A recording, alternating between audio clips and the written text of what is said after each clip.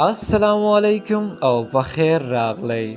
وړوکی اختر یو ډیر مبارک شه. بسم الله الرحمن الرحیم. Call me when you get home. Call me when you get home. چې کور ته ورسئ ما ته کال وکړه. چې کله مونږ چاته وایو چې کور ته ورسئ ما ته کال وکړه، په انګلیش کې به داسې وایو Call me when you get home. So far so good. So far so good. تر اوسه پورې ډیر ښه. So far so good. تر اوسه پورې ډیر ښه. که مونږ چاته وایو چې تر اوسه پورې ډیر ښه کار روان دی، په انګلیش کې به داسې وایو Let me love you.